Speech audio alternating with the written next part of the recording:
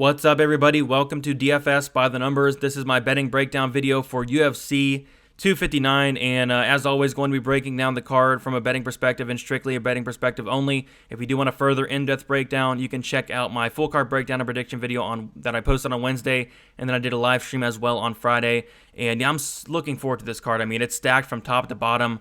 The main card is fantastic. I have no problem coughing up that $70 to pay for it because this card's great. This card's great. 3 title fights and tons of opportunities for betting as well. And I'm typically a guy that's going to have like 5 or 6 bets, but this card I have 10 bets, and we'll talk about all of those. But yeah, just because it's 15 fights, there's so many great spots as well. So have a ton of action, and going to be breaking that down for you guys right now. Before we get started, I do want to say thank you guys so much for 10K subs. I mean, could not have done it without you guys. Thank you all to my supporters. You guys show up week in and week out on the live streams. You guys are awesome. I read all the comments. I try to get back to all the comments. Really could not have done without you guys, so just want to say thanks for that. And I did do 2 contests for my prediction video, and I'm going to do a third just to say thanks for 10K. So what it's going to be $25 the first, like my other ones. To enter the contest, first, hit like on this video. Second, subscribe if you're not subscribed already. And then third, comment down a parlay. Any parlay you want. It can be as many legs as you want. Whoever hits the widest odd parlay gets the $25. It can be any parlay you want. So say you want to do a song parlayed with Israel Adasanya, and that hits, and nobody else has a wider parlay, you win. But say somebody hits a 7-legger, like a plus 1,500, something like that. That guy wins or girl wins. So whoever hits the widest odds on the parlay wins the $25. I'll probably be putting something in there myself, but just a fun contest. If you want to play safe, if you think nobody else is going to hit those big parlays, you can play safe. If you want to take a big risk, go bigger parlay, 7-8 leg, go for it. But just a fun thing. So drop those parlays in there, and then the winner will get $25 as always. So with all that out of the way, let's get down to the breakdown. So 15 fights. I'm kind of going to roll through this. It is like 6 o'clock in the morning, 7 o'clock in the morning now. I really need to get some sleep. This is awful. But Mario Batista versus Trevin Jones. So I like Batista here. I do have him in a parlay. And I do have 2 different parlays, so I'll kind of go over them towards the end of the video. But he's definitely in one of those parlays. He's a great parlay piece, according or to me. But Batista is going to have a pretty decent edge in the striking. I mean, especially with the volume. He's somebody that's extremely high volume, lands nearly 6 significant strikes per minute. We saw Trevin Jones take an absolute beating from Tamir Valiev, absorbing a ton of strikes per minute, nearly 10 in that fight with a 29% striking defense. So I really question the volume, really question his striking defense. I know he came in on short notice, but still, it was a bad look. And yes, he was able to get that second-round knockout, but I really think that if he fought Valiev again, I think Valiev would beat him pretty handily. I mean, it was kind of one of those fluke things, so can't look into it all that much. Batista is somebody with a really good chin. I do think this goes to decision, although it's going to be a really fun fight. I think both guys are going to go at it, but I think the volume from Batista is going to be too much for Trevin Jones. I think he can even mix in the takedowns as well. Trevin Jones has showed a pretty not great takedown defense on the regional scene. So yeah, just more path to victory for Batista. I don't think he finishes Jones. I think Batista by decision plus 150. If you want a better line, that's not a bad way to go. But ultimately, I do think he's a great parlay piece, and I do have him in one of my parlays. Euros Medic versus Alon Cruz. Yeah, tough fight to call here just because there's some question marks on the Medic side. I know he's training at a good camp, Kings MMA. This guy's 6-0 from the Alaskan fight scene, which is sketchy, and just some of the opponents he's been facing is really sketchy. And then, I've seen him taken down a couple times against these so low-level opponents. So something I want to stay away from. This is probably the biggest pass for me on the card. I was really looking hard at the under 1.5. I don't think it's a bad play. It's sitting at plus 120. I did not pull the trigger on it because I really don't want exposure to this fight, honestly, but I think that's probably the way to look. Medic has never been to the third round. He's never been to decision. His longest fight was like 30 seconds into the second round, so he is a finisher. Alon Cruz has been finished in all 3 of his losses. I think the more likely scenario is going to be Medic coming out here, knocking out Cruz in the first round, but I do have some question marks. I think if Alon Cruz can extend this fight, get it to the second round, get it to the third, I think he's very live to win. And I think if Alon Cruz comes out here with a takedown-heavy game plan, I think he's very live to win. But then again, it's just something I don't want to bet on. So many question marks with this fight, but there's 15 fights on the card. You don't have to bet everything, so pass for me. But I think Cruz is live, I'll say that. So next we have Amanda Lamos versus Olivia Souza, and I do have a bet here. I have a bet on Amanda Lamos by decision, plus 110. I have 1 unit on it, And yeah, I like Lamos here. I like her quite a bit. I think she's a fine parlay piece if you want to go there. I think she's better than Souza pretty much everywhere. I mean, she's going to be the much better striker. It's not even going to be close. Souza is so low volume, so slow. Lamos is going to have a massive striking and speed advantage. The only concern I have is if Souza does take down Lamos and gets on top. But then again, like, Lamos is a black belt herself, very good grappling. I think she'll be fine, and I think she can, get takedowns herself, honestly. So yeah, give me Lamos here. I don't think this fight finishes. This fight is actually the least likely to end inside the distance. And Souza's never been finished, never been knocked out, never been subbed in like 16 fights. So I do think this goes to decision. And instead of paying that minus 240 on the Lamos side, I like the decision prop a little bit better at plus 110. So I went with the decision. I like her a lot. I guess I'm a little concerned. Maybe she could knock out Souza, but then again, Souza's very tough, never been knocked out. So should be fine there. Give me Lamos. I bet her by decision, but I don't hate her as a parlay piece as well. And yep, so give me Lamos there. Sean Brady versus Jake Matthews. So this is going to close out my first parlay. I have Sean Brady parlay with Mario Batista, and I do have 1.5 units on it, and it is plus 116. So I was able to get Sean Brady at minus 192. I was able to get Batista at minus 237. So two guys I really like. Sean Brady is somebody that in this fight I think he's better, pretty much everywhere, honestly, outside of the experience edge for Jake Matthews and the amount of fights that Jake Matthews has. And that weigh-in, Jake Matthews did look a little bit bigger, but Brady's going to have a massive volume advantage. I think he's going to be the better striker by a pretty decent margin.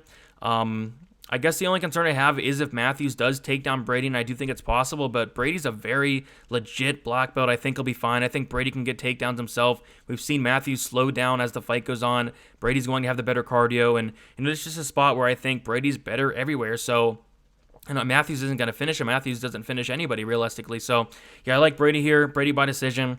Brady by decision is at plus 140 is not a bad look, but ultimately I do like in a parlay, and I do have him parlayed with Mario Batista. Next, Carlos Olberg versus Kennedy and Zechaku. Yeah, this is more of a fade on Kennedy for me. I mean, I think he's not that great. We haven't seen him in a year, so he could make improvements, but still... he's going to give Olberg the fight that Olberg wants. Olberg is, a great kickboxer, has a kickboxing background, only has 3 MMA fights, but I don't see Kennedy coming out here and taking him down. I'd be kind of shocked if he did. I think it'd be smart to try to do that, but I don't see that happening. Have not seen Kennedy shoot a takedown in his life, so can't really project that. I like Olberg here. Do I like the minus 245? Not at all. But I think he wins. I think if this fight's going to play on the feet, I mean, he's going to have a massive striking advantage. Kennedy's, very slow, very low volume. His cardio is not great. Olberg should win, but there's just some question marks. I mean, the guy's 3-0 in MMA, so beware there. I do like it as like a Hail Mary parlay piece, if that. As far as props go, I guess Olberg by KO plus 120 something to look at, but ultimately the best path or the best thing to do is probably pass here. But he should win. But yeah, I wouldn't go all in on it or nothing like that. So next we have Tim Elliott versus Jordan Espinoza. I do have 2 bets on this fight, 1 prop sprinkle, and then I have a straight bet on Tim Elliott plus 110. I have 1 unit on it, and then I have a 0.25 unit bet on Tim Elliott by submission at plus 400. Yeah, so yeah, I mean, Tim Elliott, I'm kind of surprised that I got him at those dog odds, and the money has definitely came back in on him, and for a really good reason. This is just a really good winnable matchup for him, I think. Espinoza does have that 90% takedown defense, but going back and looking at his career, he hasn't really fought many guys that are trying to take him down other than like a Mark De La Rosa. 2 guys on the Contender Series tried to take him down a couple times, guys that did not make the UFC. And other than that, like, just haven't really seen much from Espinoza's ground game. Like, if he gets taken down, I think Elliott has a very good chance of getting a submission. Espinoza has been submitted twice in the UFC and pretty easily submitted as well. So really question the submission defense of Espinoza. And Elliott's somebody that goes after submissions, very relentless with the takedowns, lands about 4 per 15 minutes, and does have a 48% accuracy as well. So I like Elliott here. I like the small cage for him. And I'm not really sure why he's the underdog, or at least why he was the underdog. I'm not sure what he is now. Maybe it's a pick'em. But yeah, I like Elliott there. Bet him at plus 110, and then I did sprinkle a little bit on the submission at plus 400. I think the submission's very alive there. Kaikar France versus Rogerio Bontorin. Yeah, I was very close on pulling the trigger on France. I wanted the line to get a little bit lower. I don't like betting on the guy because he's so inconsistent, but I think this is a pretty good matchup for him. He's another guy that has 90% takedown defense, but other than like an Espinoza, I think that France has very good get-ups, very good scrambling ability. So even if Bontorin does take down France, I think he'll be able to work his way up. I like France quite a bit in this fight. It's just something's holding me back here, and I already have so much action. I don't really want to pull the trigger on France. If it was like minus 110, minus 120, I'd probably pull the trigger, but was not able to get the line that I wanted. But yeah, give me France here. Part of City Kickboxing. I do think that all three of those City Kickboxing guys have a good chance of winning. I know people are talking about that City Kickboxing parlay. I don't hate it. But yeah, give me France. Not going to bet it. I really don't want to look any props because I think France probably wins by decision. But the KO plus 625 is not bad. But I don't know. Bontorin, he's going to bring it, just the striking disadvantage. There's a huge striking disadvantage. That's why I'm going with France here. But it's a pass for me. It's a pass. I'm ultimately going to pass. I was looking really hard at it, but I think the smart move is to pass on this fight.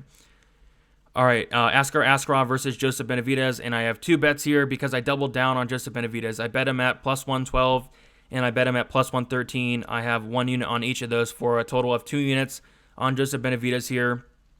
And I like Benavidez in this fight. I mean, I think it's a great stylistic matchup. I know he's taken a ton of damage in his last 2 fights, but look at who he's fighting. He's fighting Davison Figueiredo, the hardest puncher in the weight class, by a decent margin. I mean, Askar Askarov's not going to have nearly the power of a Davison Figueiredo, and what's Askar Askarov, typically going to do? He's going to go out there and try to get takedowns, and that's just not going to work against Joseph Benavidez, one of the best scramblers I've ever seen in my life. And yes, he probably does get down Benavidez, but is he going to hold him down? I lean towards no, and just going through the career of Askar Askarov, he's somebody that's been taken down in all 3 of his fights. He's somebody that's got his back taken in 2 out of his 3 fights. He's somebody that got a draw against Brandon Moreno in a fight he lost. I mean, Moreno was able to hurt him in the first round, hurt him in the second round, and completely dominate him in the third. So for him to get that draw was very questionable to me. And just haven't been impressed with the guy, I'll be honest. And I know Joe B's getting up there in age, 36 years old, but if he's not completely shot, this stylistic matchup is such a winnable one for him. On the feet, I favor Joe B. I think he's going to be throwing more volume. I think he's the better striker. I think he's faster than Askar Askarov as well. I know it's crazy to think about a 36-year-old being faster than Askar here, but it's true. So give me Joe B here. 2 units in total on him. And another reason I did double down was because the weight cut of Askarov did not look great. He did miss weight. He did not look great on the scales. So I think that could affect him. And other than that, like the stylistic matchup. So I like Joe B here, taking the 2-unit shot on him. Hopefully it works out. Hopefully he's not completely shot, but, I get it. I mean, the dude's taking a lot of damage. It could catch up for him. Could catch up with him for sure, but I'm willing to take the shot there, especially at underdog price. Next, we have Song Edong versus Kyler Phillips. I like Song here quite a bit. I know Kyler Phillips is the popular dog that everybody's on this week, but I'm going the other way. I think a ton of disrespect on the Song side. I mean, he's going to close fights with Marlon Vera and Cody Stamann. I think people are taking, a look into that a little bit too much. I mean, people are hating on him because he's, arguably losing these fights, but still, I mean, Marlon Vera is a legit opponent, never been knocked out, steel chin.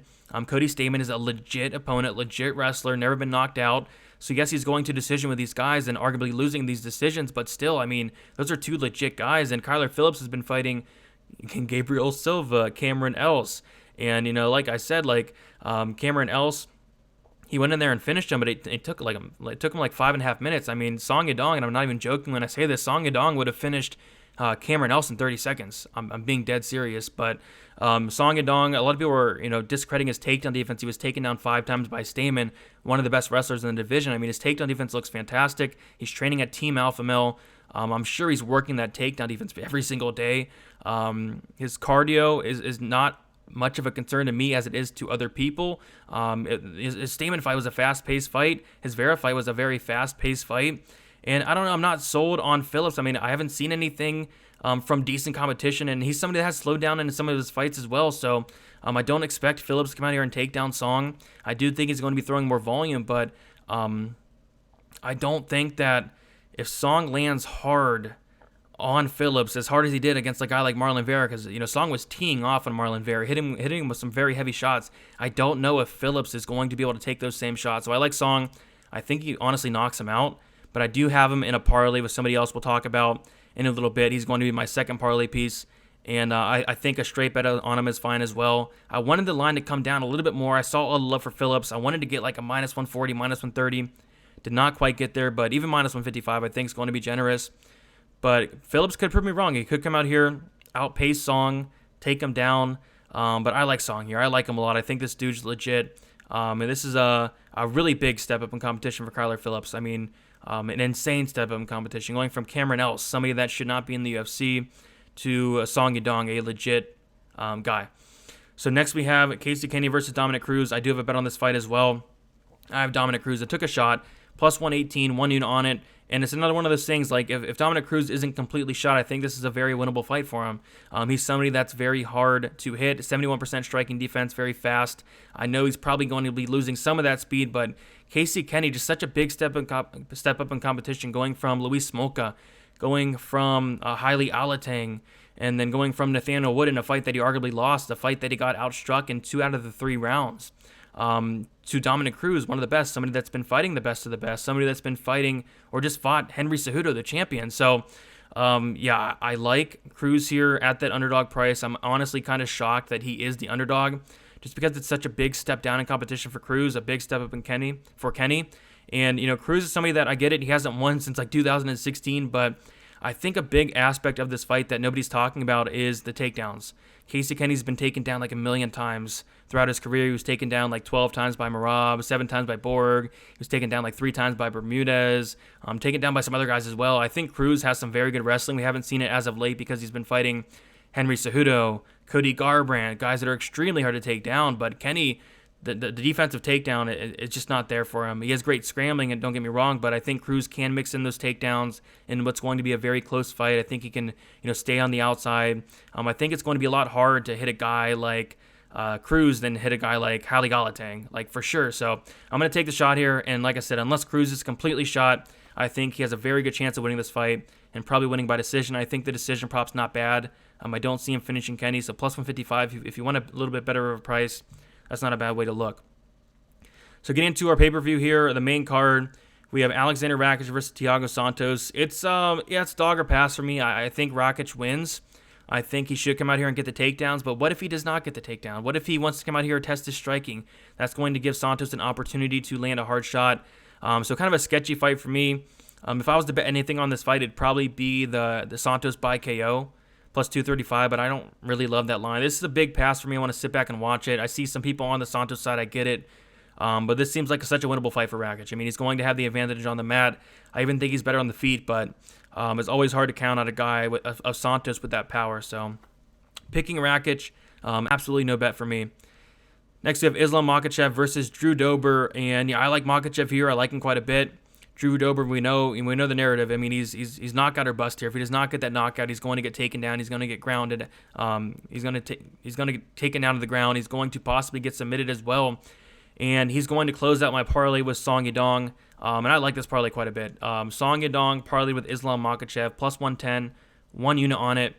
And yeah, I like that plus money parlay there.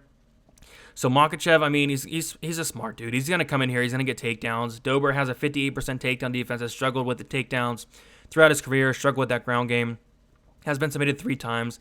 I think Islam Makachev has a really good chance of submitting him. The submission prop is plus 325, not awful. Decision, I think, is the more likely outcome, plus 105. But ultimately, I like him as a parlay piece. A lot of people are saying the line's too wide. I really don't think so, because outside of a puncher's chance, Makachev probably gets this done pretty easily. If you're on the Dober side, just bet the KO, plus 535. But it's going to be hard to KO somebody off your back, honestly. So I think Makachev is going to fight smart, take him down, and probably get him out of there, honestly, with a submission. And like I said, I do have him in a parlay with Song Edong. All right, so 3 fights left and 2 bets left. So next we're at one of the title fights. We have 3 of them, and this is the best one. This is the best title fight on the card. We have Petr Yan versus Alderman Sterling, and I can't pick a dang side on this fight. It's so tough to call. 50-50 for me. The line does line up with it. I mean, it's 50-50 fight. It's so hard to call. I can't really get a great read on it. I'm going to slightly lean Yan, but just not all that confident. But what I do like, instead of betting either side, I like the over. I like the over in this fight quite a bit. I do think it gets extended. So I did bet the over 2.5 rounds at minus 174, and I have 2 units on it. And that's going to be my biggest play of the card, that 2-unit play on the over. And, outside of a Sterling early sub, which I think is extremely unlikely, and outside of a Yan early knockout, which I think is unlikely, I think if Yan does get a finish, it's toward the end of the fight. And I do think this fight actually goes probably to decision, honestly. So, yeah, I like the over 2.5. I like the over 3.5. And I like the fight goes to decision, but ultimately I did pull the trigger on that over 2.5. I do think this fight does get extended. I do think we see that championship rounds, and I think we see either a late finish from Yan or a really close decision that can go either way here. All right, the people's main event, Amanda Nunes versus Megan Anderson. So I don't have a bet on this necessarily, but if you guys follow me on Twitter, so what I did, I put on there, I said, if Megan Anderson wins this fight, I'm going to purchase a Megan Anderson t-shirt. I'm going to wear it on my next live stream, and I'm going to change my Twitter avi to Megan Anderson for a week. So I don't necessarily have money on this fight, but I do have, my reputation on this fight. But yeah, I like Nunes a lot. I think she wins. I don't think it's close. I think she's better everywhere. I think the minus 1,300 is warranted. Around like minus 1,000, it's indicating that, Nunes is going to win like 9 out of 10 times.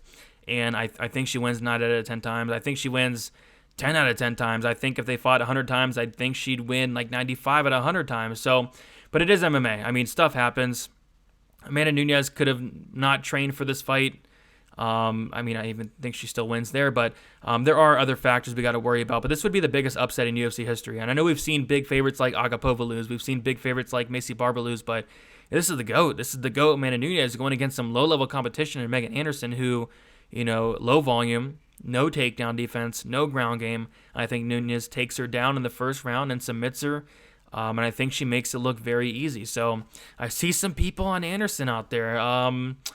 Don't agree whatsoever. If you're going to bet Anderson, you got to bet her inside the distance. You got to bet her by KO, better in the second round. I don't see this getting past the first round. I know a lot of people are on that over 1.5. It's going to be so sweaty. I think Nunes only needs one takedown here and the fight's going to be over. Felicia Spencer took down Megan Anderson and subbed her in the first round. And another thing is 7 out of 8 of Anderson's last fights have all went to the under. So she is an under fighter, whether she's getting that finish or getting finished herself. So I like the under. Did not pull the trigger on it, but ultimately I do not want to purchase a Megan Anderson t-shirt. So hopefully Amanda Nunes gets it done. All right, the main event here, we have Yamblochobic versus Israel Adasanya. Man, I have such a bad feeling about this fight. I think Adesanya is the much better fighter by a decent margin. I honestly think Yan is a little bit on the overrated side, and I'm a big Yan hater. I'll admit, I'm not a big Yan guy. I pick against this guy a ton. He screws me over a ton because I picked him against Rockhold. I picked him against Anderson. I picked him against Dominic Reyes. I did pick him against Souza, but I picked against him on all those other fights, and he keeps winning. He keeps winning, proving me wrong. I did not believe in the Polish power. I thought, so what, he knocked out a Rockhold that has no chance. So what, he knocked out an Anderson, but I finally believe in the Polish power after knocking out Dominic Reyes, after breaking the dude's nose, making it look easy out there. His last fight, I know Dominic Reyes looked awful in that fight, but still, it was an impressive performance and the best I've ever seen Yamblochobic. And this is somebody that's, he's getting better and better, and the dude's 38. It's crazy to say that this is probably the best Yamblochobic we've seen. The dude's been looking fantastic. So I'm kind of sketched out here. Adesanya coming up in weight. I think he's going to be a much faster fighter, but I just have some question marks. Like, what happens if Yan's able to close the distance in that small cage, able to clinch up? What happens if Yan takes down Adesanya, which would not be good? Yan's going to be so much bigger. Yan's a black belt, a legit black belt. Has a ton of submission wins on his record. It's just it's sketchy for me. I'm not going to lay the minus 220 for Adesanya, although I do think he's a much better fighter, but sometimes the much better fighter does not always win, and like I said, I do have question marks. What happens if Blachowicz gets this fight down to the mat? And but honestly, I see this being a striking affair for the most part. I see both guys staying on the outside for the most part, which would not be smart on the onside, but I do see that happening. I see it kind of being like the Romero fight, a slow-paced fight, both guys respecting each other. I do think Jan's going to have some trouble closing the distance because Adesanya is so fast, so good at getting out of the way. So for that reason, I'm picking Adesanya. I'm betting the over. I do not see Adesanya finishing Blachowicz early. I'd be very surprised. And honestly, I don't see Adesanya finishing Blachowicz. Blachowicz in 35 fights has only been knocked out once by Thiago Santos. And I think that was in like the third round. But yeah, if Adesanya wins, I see it either being a decision, honestly, which is plus 225, or like in the third or fourth round, if that. But honestly, I don't know if his power is going to translate up to 205. We'll definitely see. But Jan's a tough guy either way. Jan has a chin on him, so I like Adesanya. I like him by decision, but I'm really sketched out by this fight. But I do like the over 2.5, and I did have a bet on it. 1.5 units minus 140. I like the line. So decent amount on it there. I think if the under hits in this fight, it's going to be because of Yamblochobic goes in there and gets the upset. So I don't know. I'm kind of tempted on maybe taking a little bit on the Blachowicz in like inside the distance, plus 270. It's not a great line. So I'm probably going to pass from that standpoint, but I do like the over. So I'll stick with the over. Adesanya probably wins. I just don't feel overly confident about it. And if you're on Blachowicz, good luck to you. I think it's obviously it's a winnable fight. But yeah, plus 270 for Blachowicz inside the distance, plus 417 by KO, plus 700 by submission. But ultimately, I do like the under there. So I'll recap my bets, and then we'll get out of here. So I have Dominic Cruz, 1 unit, plus 118. Joseph Benavidez times 2 for a total of 2 units at plus 112 and plus 113. Tim Elliott at plus 110. And Tim Elliott wins by submission, plus 400, 0.25 units on it. Adesanya Blachowicz over 2.5 rounds, minus 140. 1.5 units on it. A parlay, Sean Brady, parlayed with Mario Batista, plus 116, 1.5 units on it. Song Edong, parlayed with Islam Makachev, plus 110, 1 unit on it. Amanda Lamos wins by decision, plus 110, 1 unit on it. And that's it. So, tons of action. The most action I've had in a very long time. So hopefully it works out. Hopefully everybody has a good night. And just enjoy the card. The card's fantastic. Sit back. 15 fights. It's going to be fun. It's going to be a long time, but it's going to be all worth it. And if you have any questions, you can hit me up on Twitter, DFS_numbers, Instagram, DFS by the numbers. I'll be getting my bets on there as well very, very soon. So check those out. And don't forget to comment down your parlay. I'll probably put one on there. And like I said, whoever has the widest odds, the biggest odds, and it hits, you'll get the first place prize of $25. Just something to say thanks for helping me get to 10K. So thank you guys for that. Give this video a like, subscribe, all the good stuff, and good luck on UFC 259.